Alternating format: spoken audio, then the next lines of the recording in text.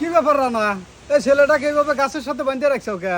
Member সাহেব বাইন্দে তুই কি আমি হে কথাটা হলো পরে শুনেন আপনি না চেয়ারম্যানের খাতরে নিয়ে আসবে করছি চেয়ারম্যানে কাটেন নাকি আমি আরে চেয়ারম্যান আসতেছে, আমি ফোন দিছিলাম, এক বাঞ্চাও কি আমি হেডেলা কও? না না মেম্বার সাহেব আগে চেয়ারম্যান আসুক তারপরে কমো। আরে চেংরা, চেয়ারম্যান গ্রামে উপস্থিত না থাকলি হে বিচার তো আমি হরি। তুই আমাকে কয়া কি হয়েছে?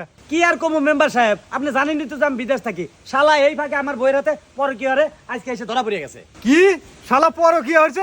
এখন ওকে আসতো থুসু শালাক বাইরে আতো সব ভাঙ্গে আলাদে। মেম্বার সাহেব এখন কি মারা ঠিক হবো? আগে চেয়ারম্যান সাহেব আসুক। আরে চেয়ারম্যান এই বিচারি হইব, আমি যেটা কইছি ওকে আচ্ছা মতো বাইরে যাওয়াই আমি দেখবা না। মেম্বার সাহেব তালি আমি শুরু হইলাম। এই থাম। কেরে কি হয়েছে? আমি আসার আগে বাড়ি শুরু করে দিছো। চেয়ারম্যান সাহেব বাইরে আনার অনুমতি আমি তো দিছি, এই শালা আবার বইয়ের হাতে গুটুর গুটুর হয়ে যা ধরা পড়ছে। আরে খালি বাইরেলেই তো বিচার হইলো না। এই কি হয়েছে ঘটনাটা খুলে কত? কি আর কমো দুঃখের কথা চেয়ারম্যান সাহেব, আপনি তো জানেনই যে আমি বিদেশে থাকি। 3 মাস বিয়ের বয়স যখন তখন গেছিলাম হলো বিদেশ।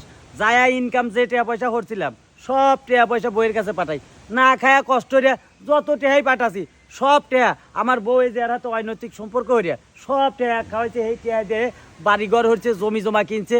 আমি বিদেশ থেকে আসি 2 মাস হলো, বইয়ে গেছে টেয়ার কথা লিবারে কয় যে টেয়া যা পাঠাছিলে সব খরচ হয়ে গেছে। কেন আমি এত টাকা বিদেশ থেকে কষ্ট করে পাঠালাম, তাহলে এত টাকা খরচ করলো কে বলে? তখন থেকে আল্লাহ তালে রছিলাম।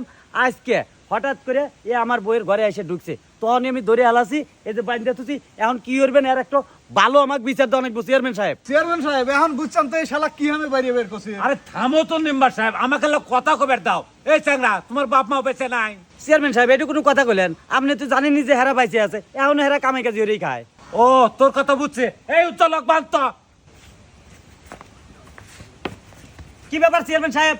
আমি বিচার দিয়ে দেখে নিয়ে আসলাম আমার সমস্যা, আমার বইয়ের হাতে বড় কি হয়েছে, আমার টাকা পয়সা মেরে রেখেছে, আর আপনি আমারই বিচারের নিকা আমারই প্যান বের করতে স্যার। তোর তো কপাল ভালো যে তোকে বানবের করছে, এখন তোকে বানানো উচিত। চেয়ারম্যান সাহেব আমি আবার কি দোষ করলাম? তে দোষ করস নাই। 3 দিন ধরা বিয়ে হইয়া বইয়ের নামে এখন কইলা বিদেশ যায় সব গুণা টাকা বইয়ের নামে পাঠাইলা। কে তোমার বাপ মা বেঁচে নাই? টাকার নামে এখন করিয়া টাকা পয়সা পাঠার পারো নাই? চেয়ারম্যান সাহেব আমি বিদেশ যাওয়ার পরে বইয়ের নামে অ্যাকাউন্টে সমস্ত টাকা তার অ্যাকাউন্টে পাঠাচ্ছি, কিন্তু আমি তো কোনো সময় ভাববার পারি নাই যে আমার হাতে হে এত বড় প্রতারণা হইব। তুই ছাওয়ালয়া যদি বাপ মায়ের হাতে প্রতারণা করিস, তোর বউ তো পড়ার মিয়া, তোর হাতে প্রতারণা হইব না? তুই ভাবলু কে বইরা?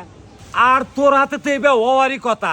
তোর বাপ মা বিদেশ যাওয়ার সময় কত দৌড়দাপ পাইয়া টাকা পয়সা গোছায়া তোকে বিদেশ পাঠাইলো আল্লাহ সুখের জন্য।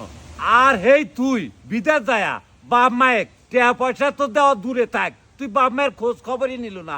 তোর হবো না তে দশা কার ওপরে? চেয়ারম্যান সাহেব আমি বুঝতে পারছি ভুলটা আমারই, আর আমার এই ভুলের জন্য আজকে আমার এই দিন দেখা লাগতেছে। তবে এই বিষয়ে কারোর প্রতি আমার কোনো অভিযোগ নাই, আর আমি একটু কথাই কবের চাই আমার মতো ভুল জানিয়ে আর কেউ না হরে।